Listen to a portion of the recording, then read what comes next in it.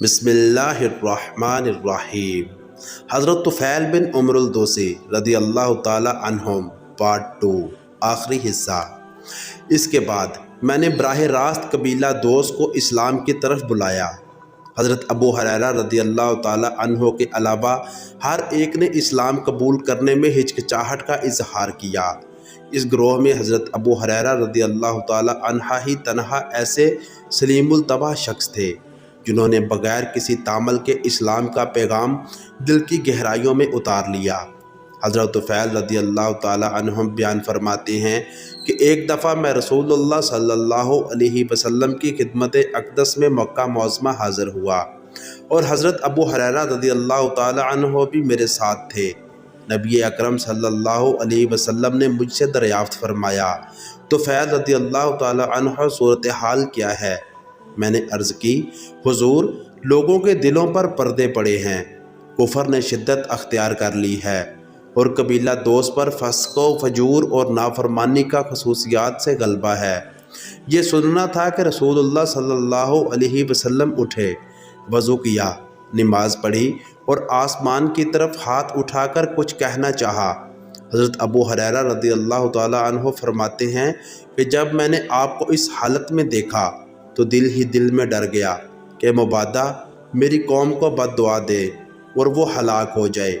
میں نے افسردگی کے عالم میں کہا، ہائے میری قوم، لیکن رحمت دو عالم رسول معظم صلی اللہ علیہ وسلم نے جو فرمایا وہ یہ تھا، الہی قبیلہ دوست کو ہدایت دے، الہی قبیلہ دوست کو ہدایت دے، الہی قبیلہ دوست کو ہدایت دے۔ پھر آپ نے طفیل رضی اللہ تعالیٰ عنہ کی طرف متوجہ ہو کر ارشاد فرمایا، اب آپ اپنی قوم کے پاس بے دھڑک جائیں، ان کے ساتھ نرمی کا برتاؤ کریں اور اسلام کی دعوت انہیں دیں۔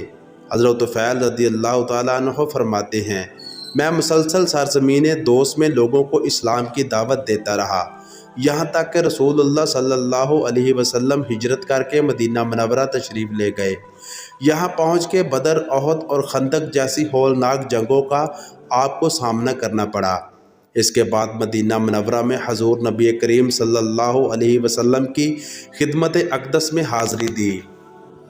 اس دفعہ میرے ہمراہ قبیلہ دوست کے تقریباً 80 گھرانے تھے جو نعمت اسلام سے مشرف ہو چکے تھے اور ان کی اسلامی حالت بہت بہتر تھی۔ رسول اللہ صلی اللہ علیہ وسلم ہمیں دیکھ کر نہ صرف بہت خوش ہوئے بلکہ دوسرے مسلمانوں کے ساتھ خیبر کے مال غنیمت سے ہمیں بھی مقرر حصہ دیا۔ ہم نے التجا کی، یا رسول اللہ صلی اللہ علیہ وسلم، ہمیں ہر جنگ میں آگے رکھیے، یعنی لشکر کے دائیں پہلو پر، اور لفظ مبرور ہمارا شعار مقرر فرما دیجئے۔ حضرت طفیل رضی اللہ تعالیٰ عنہ فرماتے ہیں، اس کے بعد میں نے رسول اللہ صلی اللہ علیہ وسلم کی صحبت میں رہا یہاں تک کہ اللہ تعالیٰ کے فضل و کرم سے مکہ فتح ہو گیا۔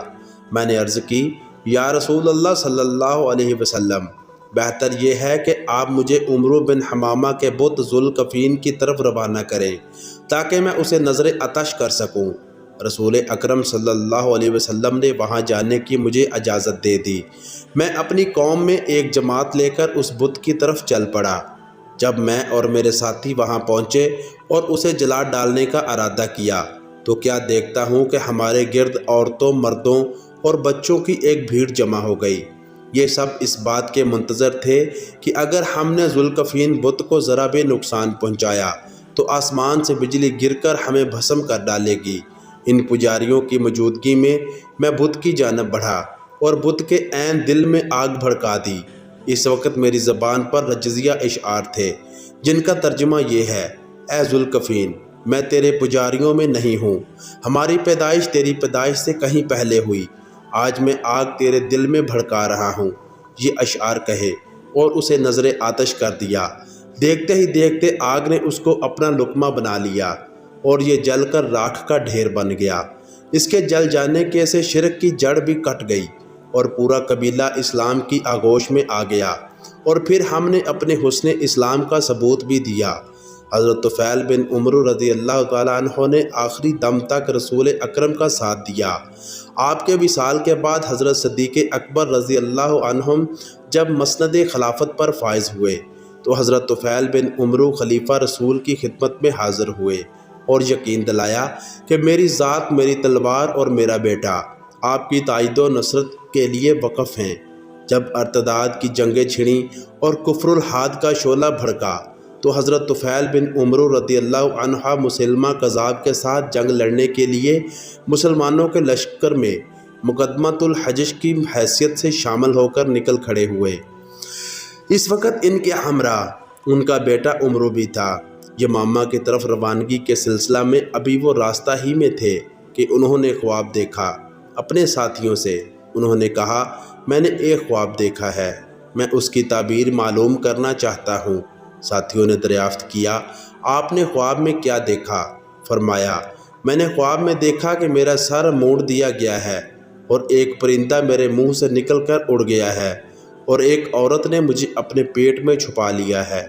میں نے دیکھا کہ میرا بیٹا عمرو بھی تیزی سے بھاگتا ہوا میرے پیچھے پیچھے آ رہا ہے، لیکن میرے اور اس کے درمیان میں کوئی چیز حائل ہو گئی ہے۔ تمام ساتھیوں نے کہا، خواب تو اچھا ہے۔ انہوں نے کہا، باخدا میں نے اس کی ایک تعبیر کی ہے۔ سر منڈوانے سے یہ مراد ہے کہ میرا سر کاٹ دیا جائے گا۔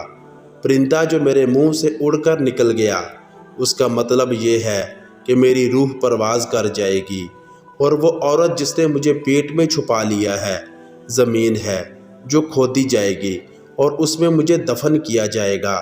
میری دلی تمنا ہے کہ مجھے شہادت نصیب ہو۔ رہا میرے بیٹے کا میرے پیچھے بھاگنا، تو اس سے یہ مراد ہے کہ وہ بھی میری طرح شہادت کی تلاش میں سرگردہ رہے گا، جو میرا مقصد ہے، لیکن اسے شہادت کا یہ مقام میرے بعد اس وقت ملے گا جب اللہ تعالیٰ کو منظور ہوگا۔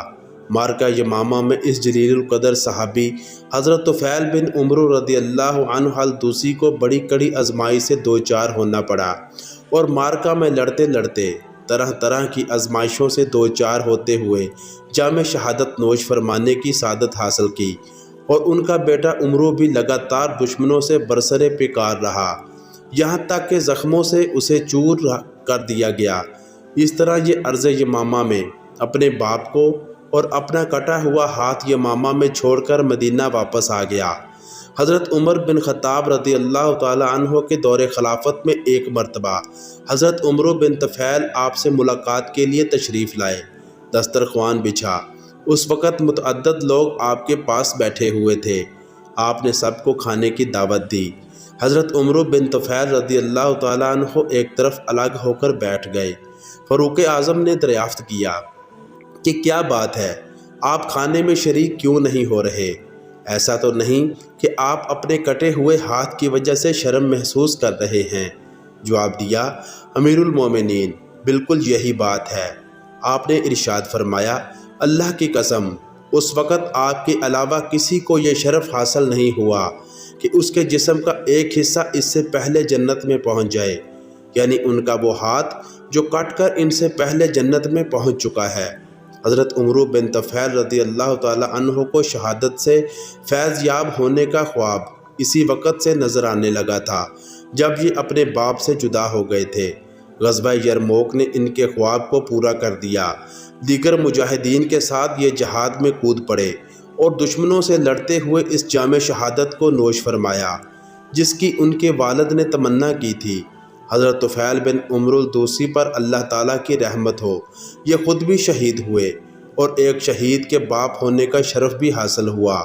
حضرت طفیل بن عمرو الدوسی کے مفصل حالات زندگی معلوم کرنے کے لیے درجہ ذیل کتابوں کا مطالعہ کیا جا سکتا ہے۔ دوستو، یہ تھی آج کی ویڈیو۔ نیکسٹ ویڈیو کے لیے میرے چینل کو سبسکرائب کر کے بیل نوٹیفیکیشن دبا لیں تاکہ آپ کو ہر نئی آنے والی ویڈیو کا نوٹیفیکیشن بر وقت مل سکے۔ ملتے ہیں نیکسٹ ویڈیو میں، اور میرے پیارے چینل کو ورلڈ آف اسلام کو سبسکرائب کر لیں۔